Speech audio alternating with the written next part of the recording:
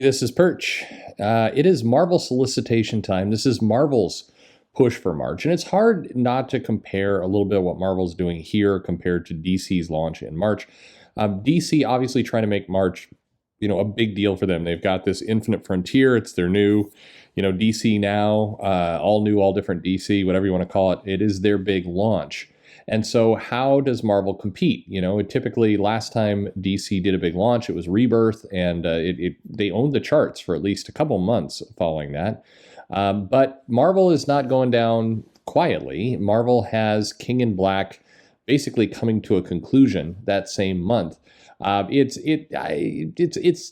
hard to believe that Marvel would counter program, but on the other hand, maybe not, because Marvel does like to do those kinds of things, and so having the big crescendo to arguably their big event, King in Black, hit the same month is going to probably guarantee that they take the top spot, unless King in Black really, drops like a rock in interest. But we've seen what DC is bringing in March.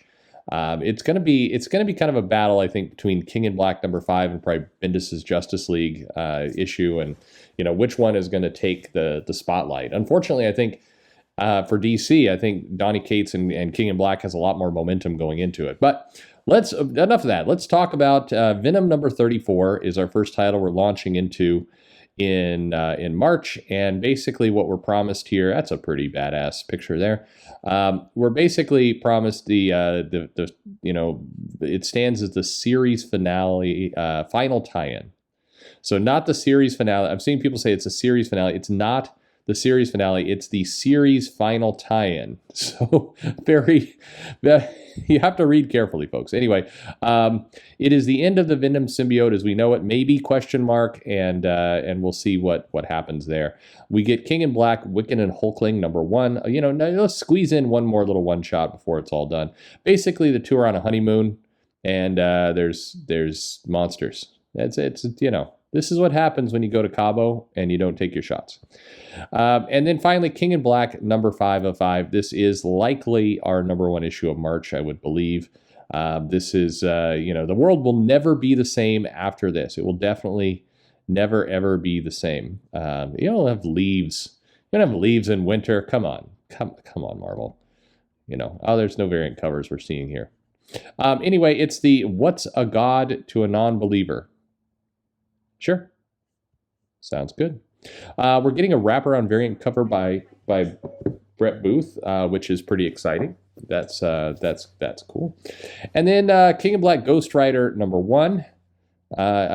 Pardon me. I guess there's more one shots here than I expected. So Ghost Rider, we're not willing to basically keep Ghost Rider's comic going, but we are willing to have. This looks like Johnny Blaze. Mephisto is there. And fighting. This Ed Brisson at least is back to write this one shot, so that's something. Spider-Man, King in Black. So here is all webbed up and no place to go. This is some quality solicitation. Thank you for $5. That tells me everything I want to know about this issue. I mean, it's Spider-Man fighting Venom monster, dragons, things. GWENOM, versus Carnage #3 of 3. So that looks like some good stuff. I've heard that this comic is going to have some decent kind of aftermarket sales. That there's a stronger than usual interest in this thing, but it's chick fight is what we got going here. So anyway, Scream #1. All right, Scream did well in the original Absolute Carnage, so there you have it. Yeah, RB Silva, always nice. Okay, cool. So Scream and Symbiotic Armor and Snull, and then Thunderbolts 3 of 3. The Thunderbolts blow some stuff up. So that's what we've got here. Cool. Oh, okay. So we got a little kawaii type picture here. Always with the selfies. Anyway, these Thunderbolts, what are they doing with Sentry's body? Oh no, really, that's the plan. Well, as long as everything comes out. Wait, that's how it ends. Yikes. I wish, we know, Marvel, I hate that they do this. And I suspect, And I love the way he promotes his comics, but this feels like Matt Rosenberg writing this, because I've bagged on solicitations in the past of being overly kind of cutesy and dumb, and they always seem to be written by Rosenberg. So I feel always kind of awkward about that, but it is don't do this. Retailers do not like this nonsense. You're pretty much counting on us just buying the issue because it's King in Black and selling it. That is not a good plan. It's a bad plan. Anyway, King in Black Namor number 5. This is the little prequel, I believe, of this is Namor when he's a teen, and or maybe, we're not sure. It's the fate of Atlantis. So there you have it.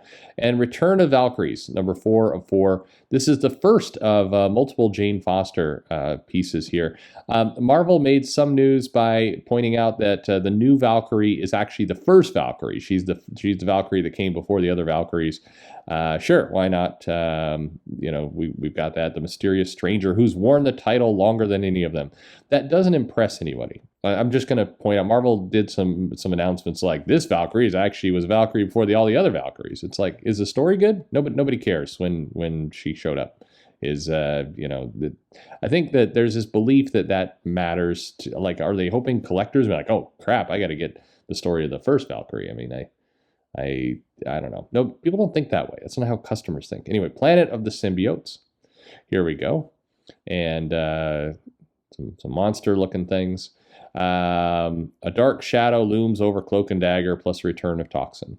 All right, so Cloak and Dagger showing up here. We got Savage Avengers, King in Black, and here we've got what looks like Conan against Cyclops, maybe? Yeah. Conan, heist from the Hellfire Club goes awry when mutants hire his sword to help free Storm and Cyclops from Null.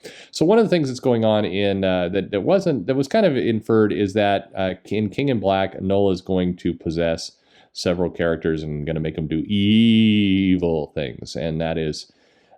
We've seen that before a little bit. It's so a funny observation about King in Black. I'll save it for the King in Black review, but it's not a surprise that Donny Cates does well in Marvel. He writes in a way that is very easy to consume, and ideas like, hey, let's take the heroes and we're going to give them some badass heavy metal costumes. They're going to do evil things to their friends, and then their friends will have to save them. It's a very tried and true storyline. We've seen it a lot before, and it sells. I wish they would come up with some new tried and true storylines, but you can't deny this stuff sells. So, meanwhile, in Fantastic Four, evil Fantastic Four, as half the Fantastic Four are nullified. Now, to destroy the remaining friends and family, and ancient forces reemerged in the multiverse. Who or what is the reckoning? It's what Dan Slott's been building to for a very long time, started in She-Hulk, and it's evil. Anyway, I'm going to stop doing that voice. So Symbiote Spider-Man, King in Black 5 of 5. This is kind of an alternate universe Spider-Man from Peter David. I like how Peter David, who hates crossovers and interruptions, has just decided to do the crossover, but do it in an alternate universe where he can just control whatever he wants. That's an elegant solution there. Why not? And Sword, number 4, King in Black. Why is it that every Al Ewing series immediately goes into a crossover? Do you think I'm full of crap? Go back and look at his Mighty Avengers, both volumes, and his when he did Ultimates, almost immediately out the gate. I think both Mighty Avengers series actually launched. One launched during Axis, and the other launched during the Infinity event. Like, he launches new comics into events, and it always screws the comic. Always. Like I would think if somebody at Marvel's like, hey, when Al Ewing just has like this Hulk series and we don't, F around with it by introducing events right into the comic, it tends to do better. But let's put him on Sword and throw it into King of Black right away. But I don't know. I'm sure it'll be a fine story, but it just, at this point, at least we're not getting another tour of the space station. So that's good. A lot of people like that. So I definitely had a lot of people tell me I was dead wrong for that. And that's cool. That's cool. I know there's Al Ewing fans out there. I did not want to tour the space station. Your mileage may vary. Anyway, mutants are dying. Earth is dying. The island dying. Earth dying. Everybody dying. Protocol V isn't going to work. Protocol 5. How are we supposed to? Is it House of V? V of 10? I don't know anymore. Beta Ray Bill, number 1 of 5. This does not carry the King in Black label, but we do have the little Null squiggly head. So this is by Daniel Warren Johnson, who's a great badass of a writer. Murder Falcon was awesome, so I enjoyed that very much. So anyway, Beta Ray Bill, you know, big, and we get a backup story. So, and then oversized first issue contains an exclusive conversation between Johnson and Beta Ray Bill's creator, Walter Simonson. I'll be up for that. I would like to see that, even though it's not a comic. Like you have Walter Simonson talking about what he did. I'm on board. So just let's have more of that. So that's some good stuff. Hopefully they can do something cool there. Thor and Loki Double Trouble, number 1 of 4. This is Mariko Tamaki, I believe her only book at Marvel now, since she's moved on and up to writing Detective Comics. So I believe this is a body swap similar to Spider-Man and Venom. Thor and Loki switch bodies and hilarious hijinks ensue. Maybe not. Maybe there's not a body swap. I thought it was, but we'll see. Anyway, Guru Hero, who did this hero stay-at-home book that it was both charming and I hated it. So Alien number 1. Hey, Philip Kennedy Johnson, our new Superman writer, writing Alien. Oh, look at all those variant covers. Whee! All right. You know, Gabriel Cruz. So far, no signs of this crossing over to the Marvel Universe, but it's supposedly set in the Marvel Universe, was what people said once upon a time. You can't really trust them. I mean, we don't know. Anyway, this hopefully is a nice, good book, a horror book. Salvador LaRocca doing the art, and so that I don't, man, I would have gone for somebody much more dark and gritty, but it is what it is. Black Knight, Curse of the Ebony Blade, 1 of 5. Marvel has really slipped into this 5-issue limited series. They're all on board with 5 issues now. So Black Knight getting some love. The curse, it's going to examine the curse of the ebony sword and the fact that he bears a burden of the curse, which is, I believe, every single time they've tried to do a Black Knight series, they use this exact same first sentence every time. And I mean, I like the Black Knight, but at some point, like, just resolve the curse. Like, just figure it out. You don't need to launch every series talking about how, did you know that there's a curse on the... Yes, we all know there's a curse. We all are aware at this point. Just move on to the story. Let's have something cool. Who's he fighting? Nobody. There's a conflict. There's a new enemy's evil plan. That would be great. The Trials of Ultraman. We get a second Ultraman series. That's pretty cool. That looks like it's a very nice Arthur Adams kaiju. Can't beat that. You know, so some good stuff there. Ultraman's a good little comic. If you like this kind of thing, it's a solid little book. Definitely fun. Carnage, black, white, and blood. All right, enough with the colors. I'm sorry. I'm way too negative this early in the morning doing this video. But anyway, Carnage. So black, white, blood. Donny Cates, Benjamin Percy, Teenie Howard. Don't spread the Teenie Howard virus outside of the X books. What are you doing?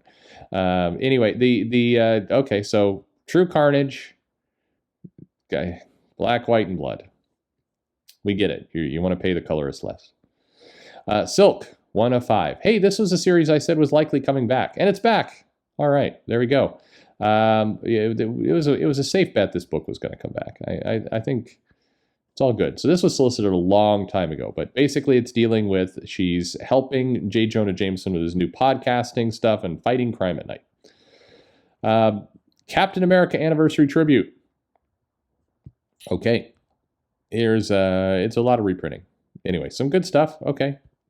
$5.99. You get a lot of, looks like posters and cool.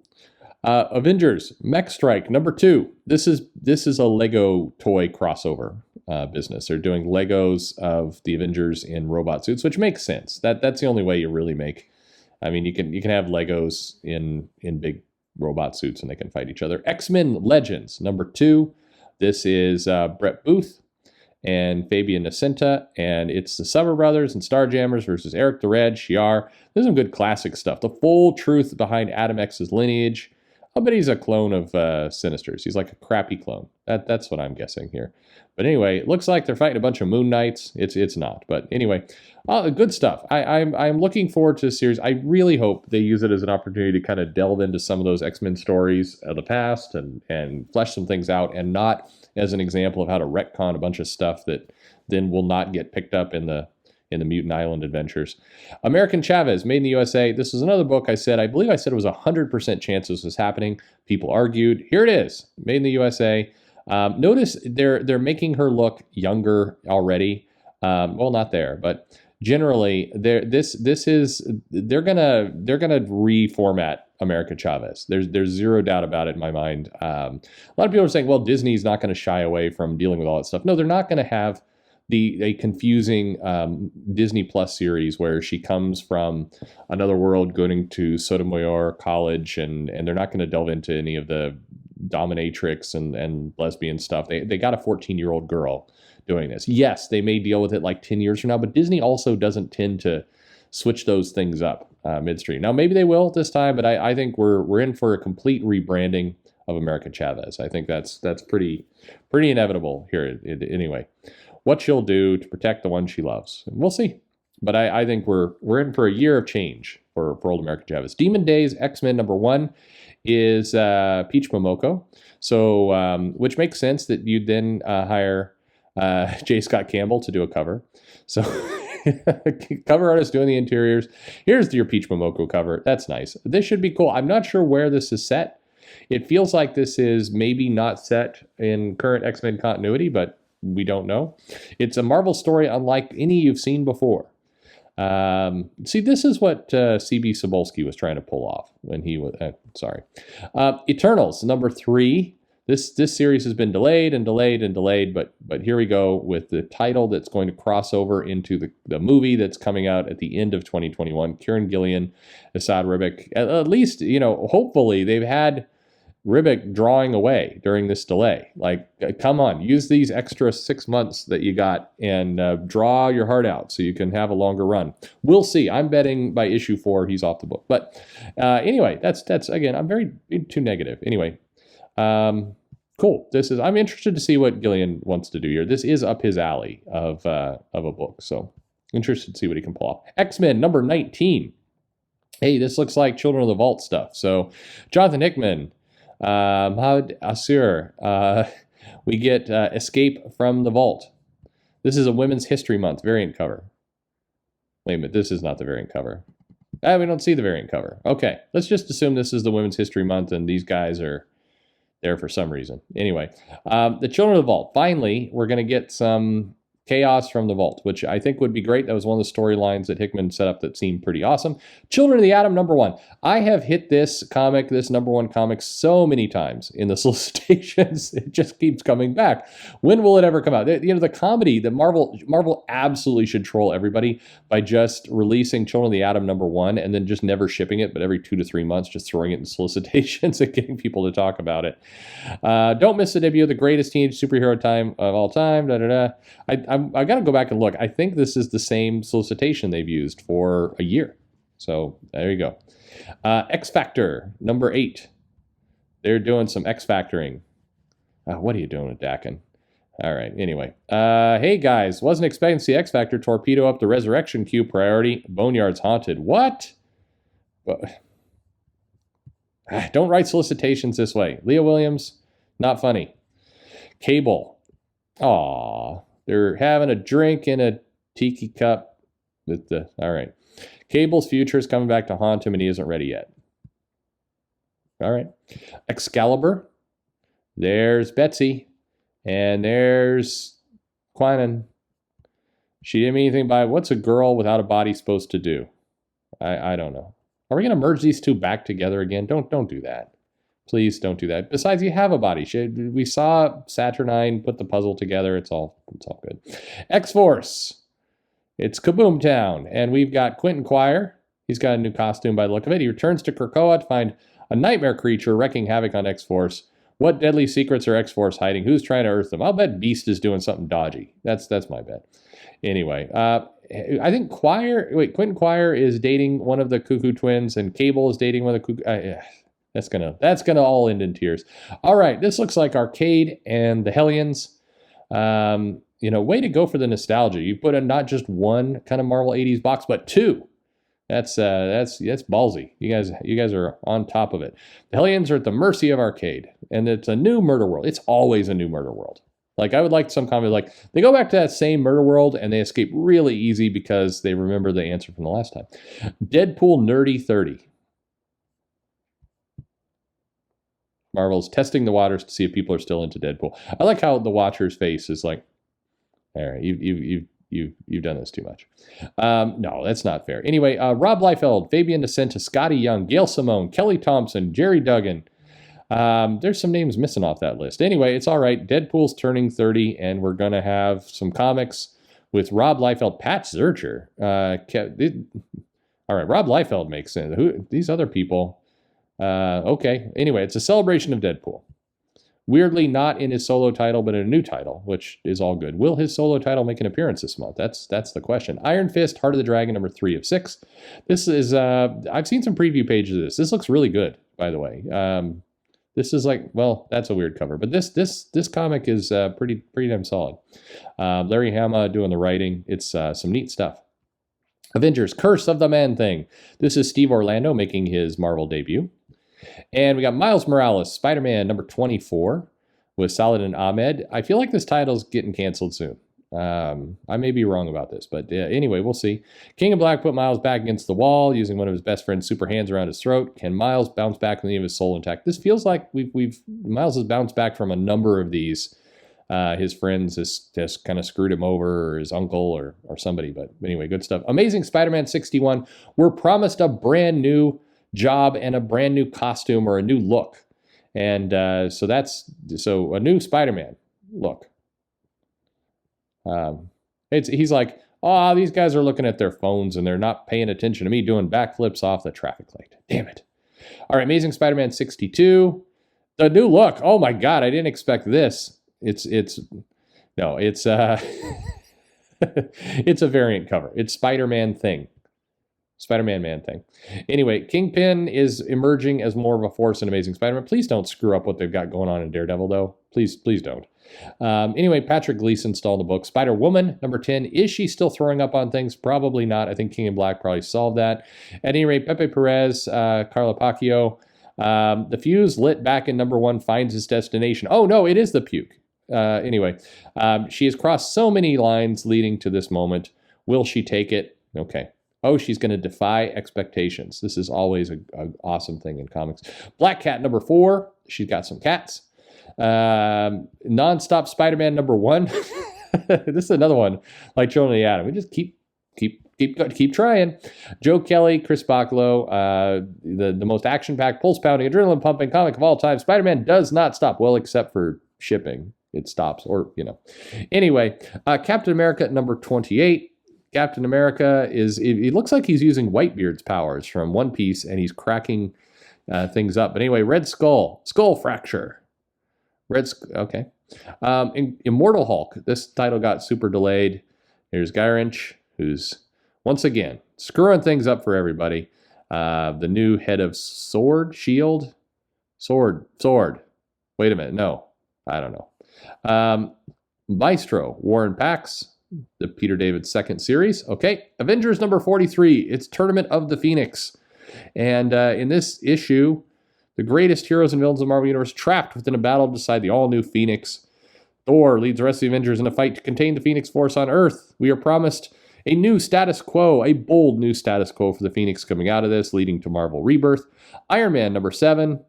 We got some roadie. Okay, that's cool. We're still dealing with Korvac, and Hellcat's still bitching at Tony, so that's going on. Captain Marvel number 27. Look, they've got I Love Carol Danvers. Why would Iron Man, or is that Riri? That may be, no, that's Iron Man. Why would he just flying around with a banner like that? Everybody loves Captain Marvel. Namor wants to date her. Spider-Man's super horny. I don't know who this is back here. Somebody's got a big flower. Maybe it's Ant-Man? I don't know. Somebody tiny. I can't tell. Anyway, everyone loves, she's broken up with Rhodey. So all the other friends are jumping in. Like, now's our chance to get in there and oh my God. So sure, monsters are getting punched. Things are also getting missed. And boy, oh boy, is she grouchy. Before she can drive them fully insane, Carol's friend stays in intervention. Looks a hell of a lot like speed dating. No, this is not how you get there. You can make Captain Marvel popular, but why in the world would you, like, she breaks up with Rhodey, or maybe Rhodey breaks up with her. I don't know. And she just can't get into her groove. She's depressed. So her friends all want to point out how much they love her. There's like, even the Falcon has got this Red Wing. This isn't, I mean, do a story here about Captain Marvel Man-Thing crossover, but this doesn't endear anyone to the character. I'm not the Captain Marvel hater a lot of the internet is by any stretch of the imagination, but this does not make anyone like, yeah, this character is amazing. This doesn't do it. Black Panther number 24. It is close to the penultimate issue. So the second to last, it's ending in Black Panther number 25. Black Panther rallies everyone to stop a multi-universal super threat. No, not everybody, but if you got a multi-universal threat, get everybody. Don't just get all the black people. Why would you do that? Like, get everyone. Like, now you're the leader of the Avengers. Like, get Thor in there. The whole planet might be destroyed. Get Thor. All right. The Union, number 4 or 5. She's screaming. Okay. Oh, it says Sonic powered teammate trouble, Union Jack. This is not a bad comic, by the way. It's weird in the sense that it was solicited for Empire and it came out in King and Black, but it's another 5-part comic. Marvel, number 6 of 6. Hey, there you go. Here's a 6-issue series. Marvel coming out, the overarching story, Doctor Strange. This book's been long delayed. Anyway, so some nice stuff. Best looking release you'll see all month, they say. Okay, Alex Ross, you can't go wrong with Alex Ross. Guardians of the Galaxy number 12. They're walking away and Nova's helmet's all bashed up. So it's a ragtag group. Will finally be their undoing. Lift off in 1. So next issue, number 13, we're supposedly getting a bold new status quo or some kind of big event, big thing. I don't know. Thor number 13. Thor is back and he's ready to kick some ass. So Prey, 5 of 6. Donald Blake is running amok and murdering some things off.